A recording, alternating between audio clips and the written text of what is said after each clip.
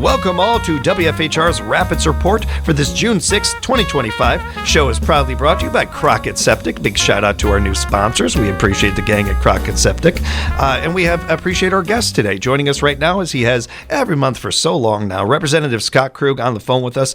Scott, how are you doing?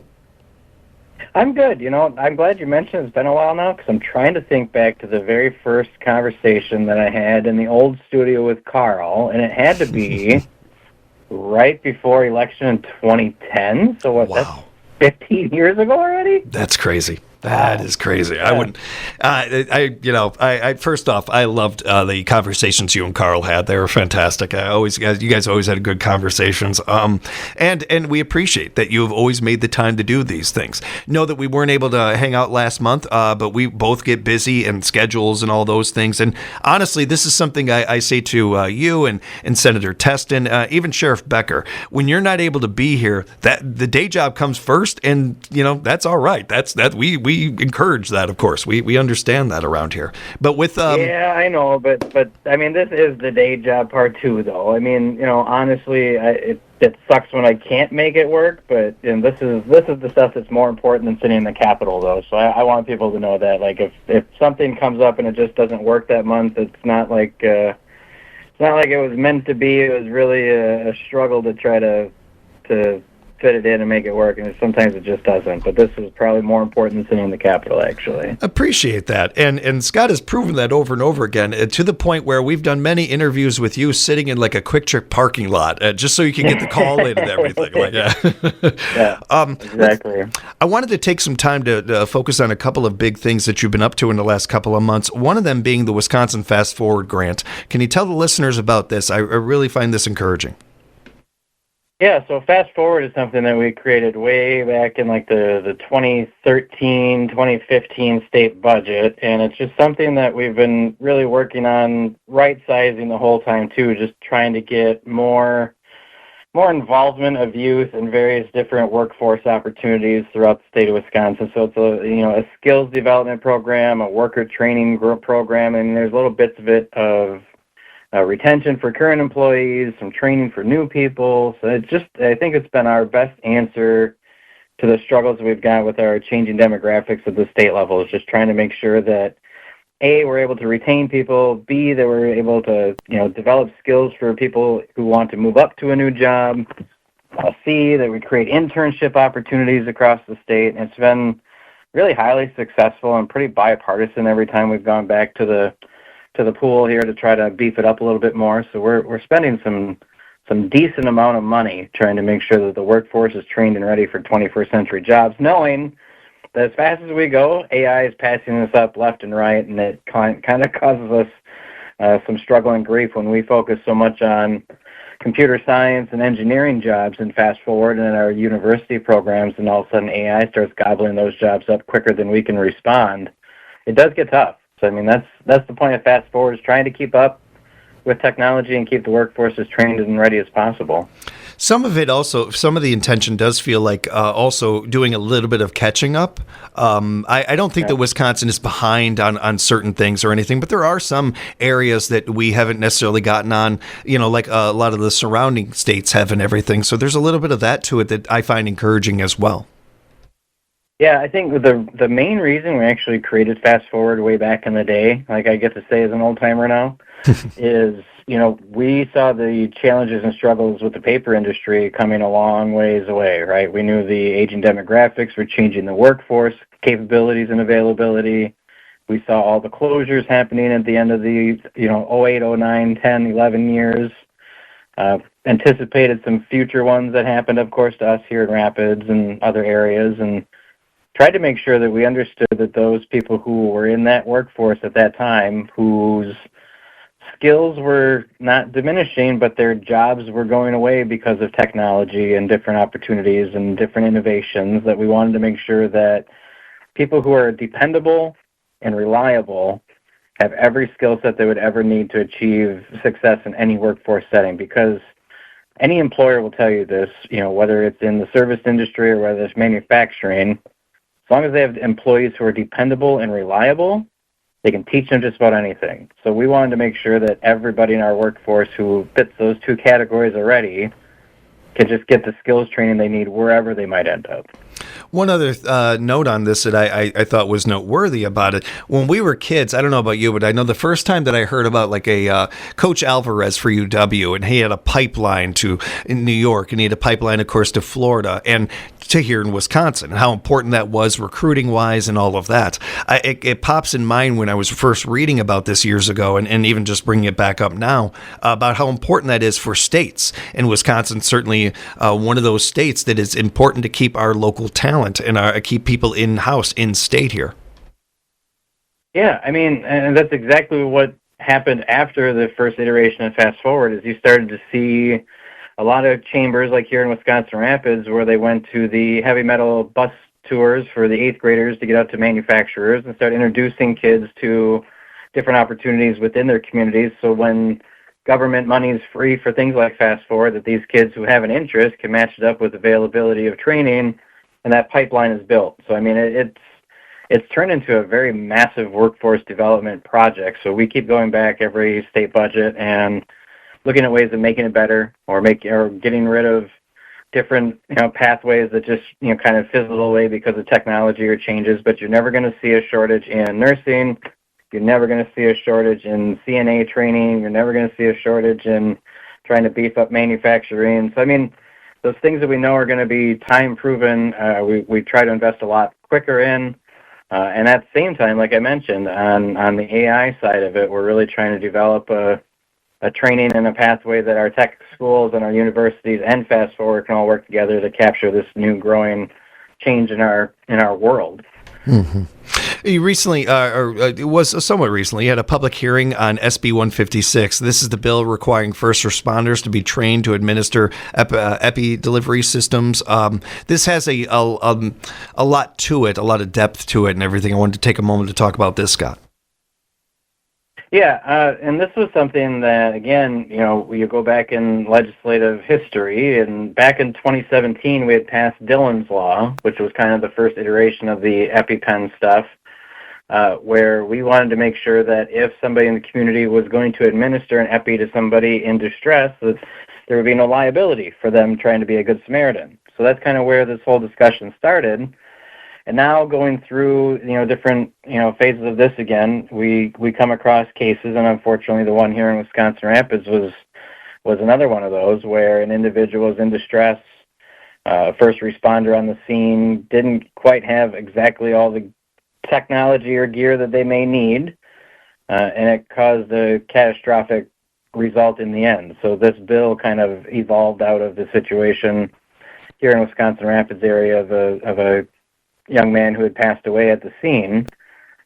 So the bill basically now, as it's written, as it sits right now, says, hey, we want to make sure that every first responder, whether it's EMT, fire, or police, have the training and have the actual product, the EpiPens, on them as they respond to scenes anywhere in the state of Wisconsin. It's a huge lift.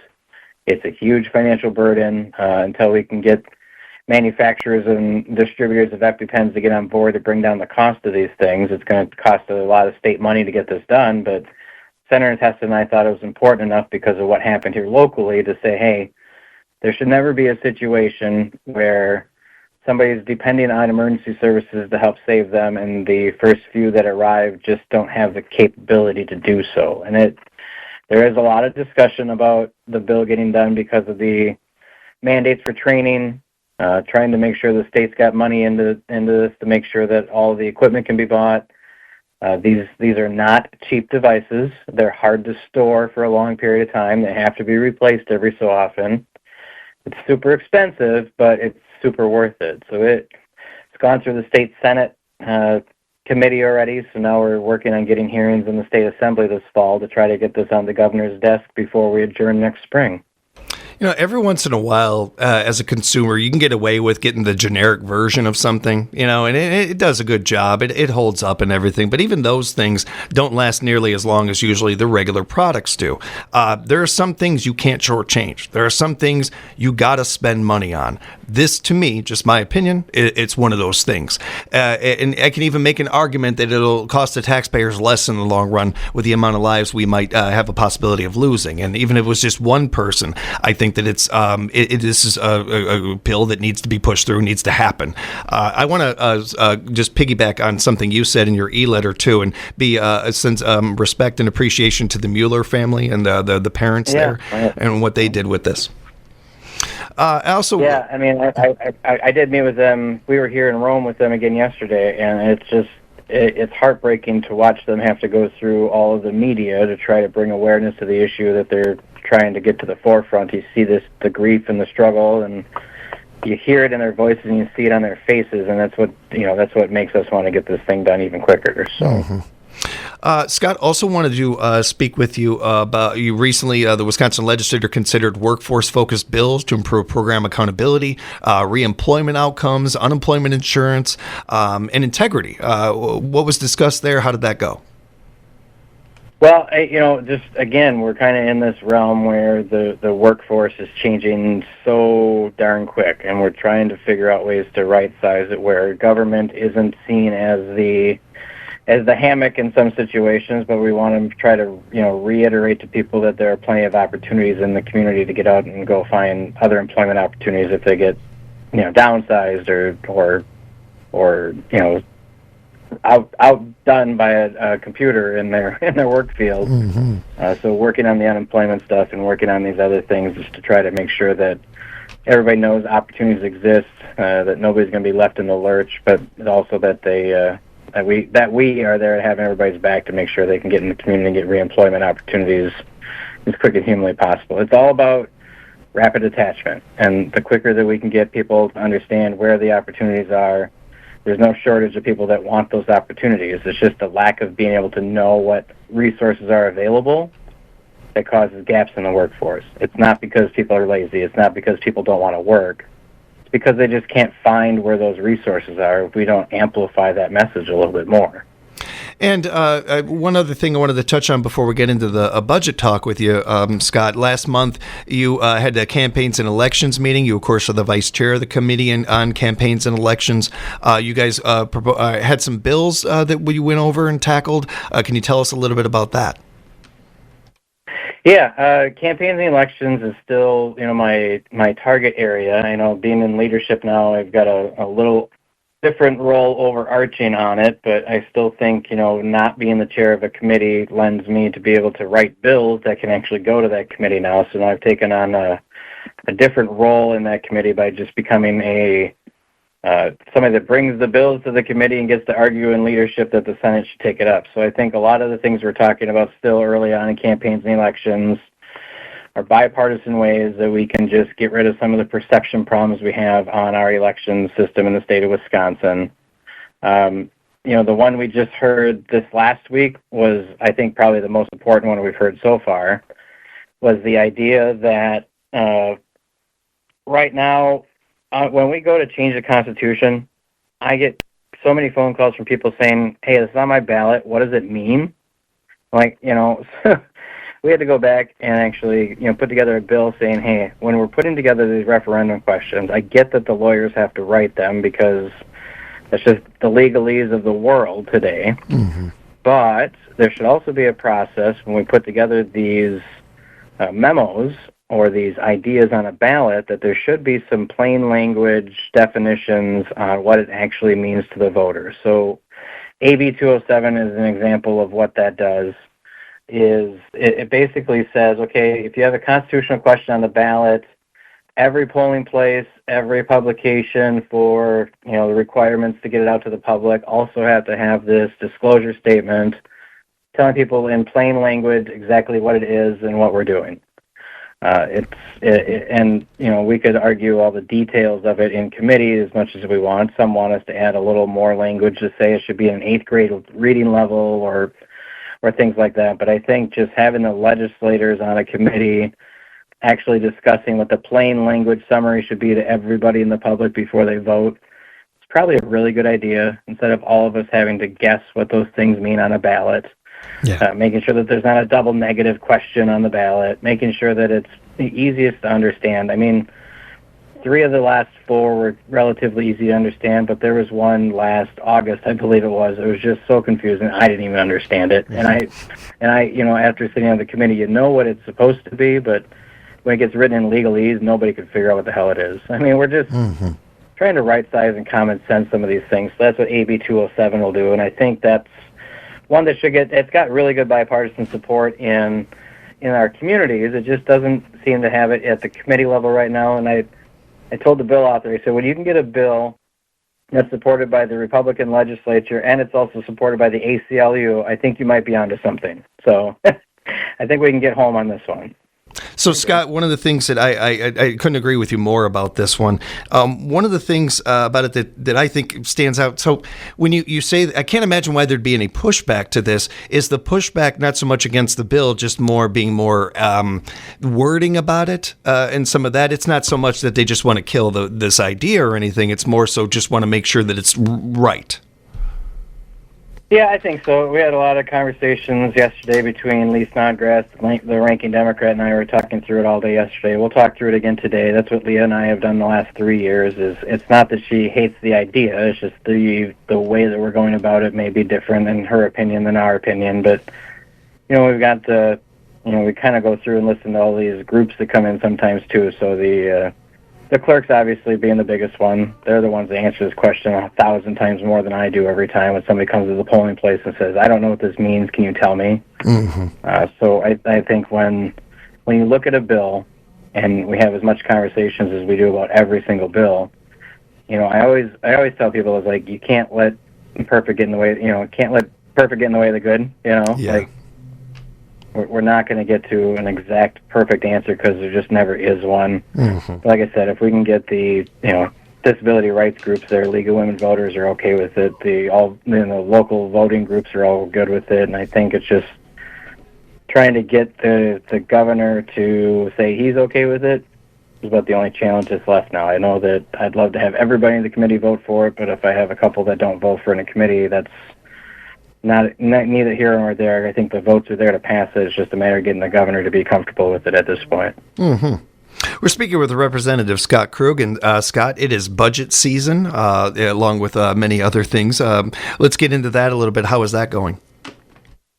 It was going pretty good, I'd say, for the last 3 or 4 weeks. I mean, we had a little bit of a slow start to the process, trying to make sure we had some negotiated agreements before we go into it. You may remember last budget, we got the document through the legislature, put on the governor's desk, and he did put together that 400-year veto that kind of caught the legislature off guard. So it created some issues with trust and just giving the document over without negotiating ahead of time. So we did spend about the last 3 or 4 weeks pretty solid trying to negotiate an idea with the governor that says, hey, we understand we've got some surplus funds here. We don't have as much as we thought because of inflation and other things, but we've still got $1 billion that we want to figure out how to get back into our communities the best we can. Governor, can we negotiate with you to say, we want to get our tax cuts done, but we also understand you've got some spending priorities. Let's figure out how to get that done. So we did sit down the last few weeks and negotiate it out, saying, hey, the tax cut at $500 million would be great, and if we could spend an equivalent $500 million in your priorities, we can make that work. Second step was figure out what those priorities were, figure out what the tax plan is, kind of figured those out, and late this week, things kind of fell apart because the spending plan got a little pricier than it was negotiated to be. So we were on the verge for about a $500 million tax cut, but the spend idea that came back from the governor was about $1.5 billion instead of $500 million. So we're only $1 billion apart. Hey, that's encouraging. But we got a whole month to figure it out. So I think it was just decided that, hey, we finally at least have conversations. We haven't had that in years between legislative leaders and the governor, so that was a really big plus to negotiating. Our finance process will kind of take over from here, just the same process we've gone through the last few budgets, where the finance committee, Republicans, Democrats, get together on each individual area, negotiate them, vote them out, send it to the governor, and he's going to have to do what he does with it again at this point, which it wasn't the worst situation we've ever had. The governor signed the last 3 budgets we sent to him. He'll likely sign this one. It's just we wanted to see if we can get some negotiated settlement and some guarantees on vetoes before we sent it over. So, I mean, in the end, we'll have a budget. In the end, it'll probably be on time. In the end, it'll fund K through 12. It'll fund roads. It'll fund the important stuff that both sides find that are absolutely critical to get money back into our communities. Mm-hmm. I don't know that there will be a tax cut, though. I mean, that's the one thing that I don't know that he signs. Mm-hmm. And then I don't know, again, where we're going to land on extra spending because we don't have a lot of ongoing revenue. We just have a lot of one-time money. Mm. So I think in the end it's good that we'll have a budget, because if we don't do a budget, it's a bad sign to our communities that we can't figure out how to do our damn jobs, right? Mm-hmm. So we're going to get this document done and get it on his desk. He does what he does, and he can face the voters afterwards if he comes up with another 400-year veto or something like that. That's going to be on him to explain. So I don't want to tell people it's going to be exactly how the legislature wants it, but it should never be just the way one side wants it anyways. So right. It's a thing. At least it's a created document at this point. Mm-hmm. And before we wrap up, I did want to mention that you got a spring survey that is out there. We will encourage people to sign up and fill that out. Yeah, I think the easiest way to go about the spring survey, if you haven't got one in the mail, we are still going door to door in several communities, handing them out yet too. If you don't see one or don't get one, you can always feel free to email my office at rep.krug, Krug, at legis.wisconsin.gov. It's the easiest way to just let staff know you'd like the link to fill it out. We get the electronic results. You can save a stamp. But it's absolutely critical that I get folks to fill these out as much as possible, because I think right now we've got, I think there were 1,800 returns on this so far out of the probably 20,000 some that go out into the community. I mean, I'd love to see a rate of return at least, 20% of my district instead of 10%, just so I know exactly what people's priorities are on budgets and, other policies that come up, whether it's marijuana or childcare or abortion or roads or all this stuff is, kind of put into these 10 questions on the survey. It should take you maybe 2 minutes to complete. And it is one more way for you to have your voice heard and to help Scott do his job. Really, to be blunt about it, it's. I don't think it's asking a lot. I don't know what you want unless you tell me what you want, yeah. right? And that's my job as a representative, is to represent what you want. And if nobody tells me what you want, I'm also my own constituent. Mm-hmm. I could tell myself what I wanted, but I'd rather hear what everybody else wants first. Scott, we did our job. We get to wrap up talking a little Brewers. They're 9-1 in their last 10. Putting Chad Patrick on the mound today. I know his record ain't the greatest, but I like the way he's been pitching so far this season. I think the pitching staff is really starting to come around.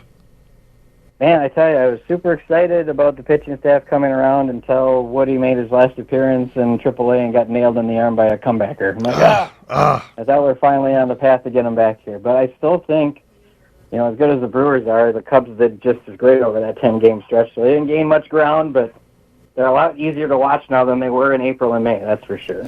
It's been fun to see some of these guys. I'm a big Sal Frelick fan. I've loved his defense for since he's been in the league, but that bat is starting to come around. That's nice to see.